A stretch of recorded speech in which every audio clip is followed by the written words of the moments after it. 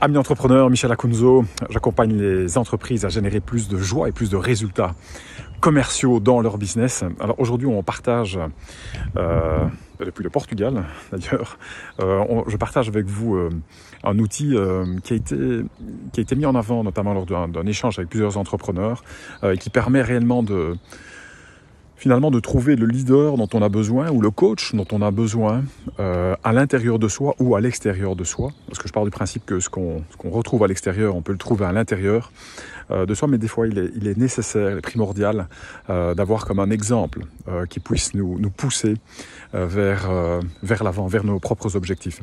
Alors ces 4 types de leaders sont ceux-ci. Le premier, c'est le leader champion. Qu'est-ce qu'on entend par le leader champion ? Pour faire simple, c'est un peu le leader, le coach qui est au-dessus de la montagne. Donc ce coach va vous dire, voilà, si tu veux 10 millions de dollars sur ton compte en banque, fais ce que je te dis de faire, utilise les stratégies, les pratiques, les principes que j'ai utilisés, et ça va fonctionner pour moi et donc ça fonctionnera pour toi.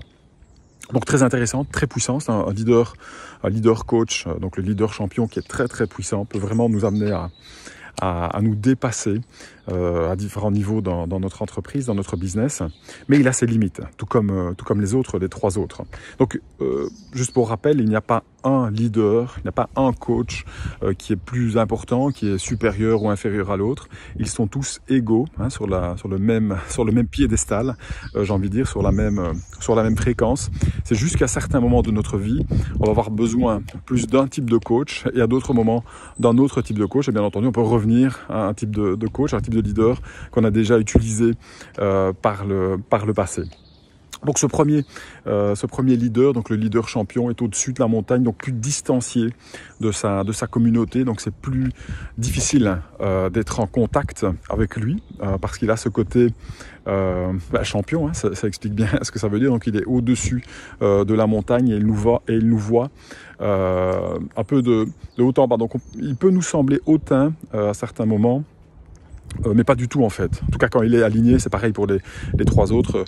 Quand on est dans l'alignement, il y a pas cette notion d'être hautain ou de se sentir inférieur quand on est en contact avec ce type de leader. Et de nouveau, je le répète, ces 4 leaders, ces 4 coachs sont à l'intérieur de nous également. Donc, on peut les utiliser pour nous ou on peut les utiliser pour quelqu'un d'autre. Ou l'idée, et c'est un peu le but de ce poste, c'est que l'idée, c'est d'aller chercher le coach qui va nous amener au niveau supérieur. Le deuxième type de leader est ce qu'on appelle le leader aventurier.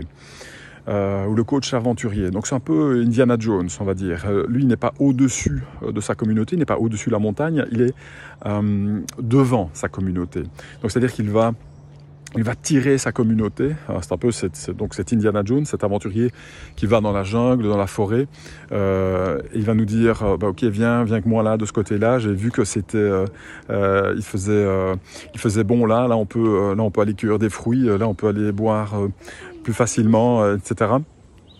Et donc il crée un peu ce chemin, il nous accompagne et il est il est charismatique en fait, on a envie de rester avec lui, ça fait du bien en fait d'être à ses côtés, tout comme les autres d'ailleurs, mais ici un peu cette spécificité d'Indiana Jones qui nous fait rêver, donc il nous met à l'aise ce leader, il va dans la jungle, il va dans la forêt, il sait où il fait bon vivre dans la forêt, il sait où c'est dangereux, donc il part, il revient nous aider pour que nous-mêmes nous atteignions les objectifs, les résultats que nous nous fixons dans notre business ou dans notre vie privée d'ailleurs.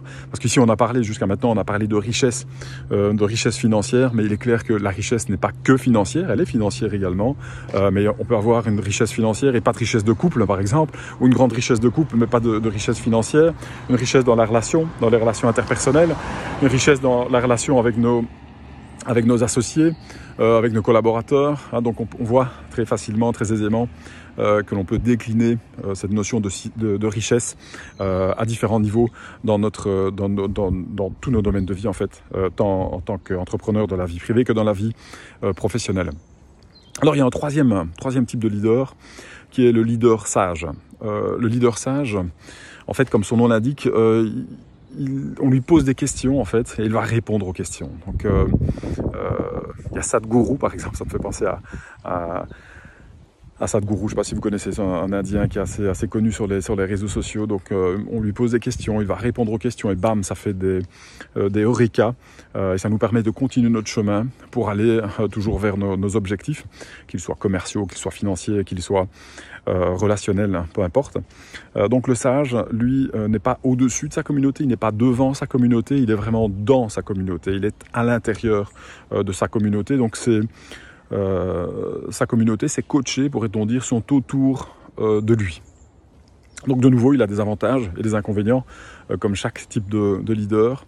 Mais ici, il y a ça assez particulier parce que c'est le leader sage, comment dire, c'est très simple en fait. Donc il répond aux questions et ça fait des déclics directement. Donc des fois, ça permet de ne pas devoir faire 10 ans de coaching ou de thérapie pour trouver des nouvelles solutions par rapport aux problématiques qu'on vit en tant qu'entrepreneur, en tant que chef d'entreprise. Alors il y a le quatrième type de leader, le quatrième type de coach, hein, si on fait le parallélisme avec le coaching, c'est le leader qu'on appelle le héros malgré lui.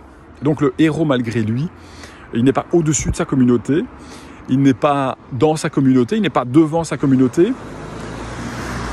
Lui, la particularité de ce leader, c'est qu'il est derrière sa communauté. Donc, il pousse, en fait, sa communauté avec cette spécificité qu'il va réparer, en fait. Il va réparer ses coachés, il va soigner les blessures, il va guérir les blessures, il va transformer toutes ces peurs de ses coachés pour le faire avancer davantage vers les résultats qu'il veut atteindre, tant au niveau de son business qu'au niveau de sa vie privée. Donc, il va avoir une attitude plus poussive. Donc, il va pousser sa communauté plutôt que de la tirer, que de la surélever ou que d'être avec elle au milieu de la forêt, au niveau des bois. Donc, voilà pour les 4 types de leaders. Comme je le disais en début de ce post, il n'y a pas un qui est plus important que l'autre, il n'y a pas un qui est supérieur ou inférieur à l'autre, mais à chaque moment de notre vie, on a besoin plus de l'un que de l'autre. Et c'est toujours intéressant de se faire accompagner par un de ces 4 types parce que ça permet de réveiller également en soi ce qui existe déjà en fait, pour nous en rappeler et pour pouvoir l'utiliser quand on en a besoin. Je suis dans les bois là, justement, et il y a un petit peu comme vous voyez, un petit peu d'insectes. Donc voilà pour cette vidéo. Si vous voulez aller plus loin, pour bien comprendre finalement de quel type de leader vous avez besoin actuellement pour passer au next step, pour passer au next level, avec grand plaisir, je vais mettre le lien pour fixer un rendez-vous avec moi ou un membre de mon équipe. Et d'ici là, je vous souhaite beaucoup de lumière, beaucoup de soleil, et on se voit très très vite. Bye bye.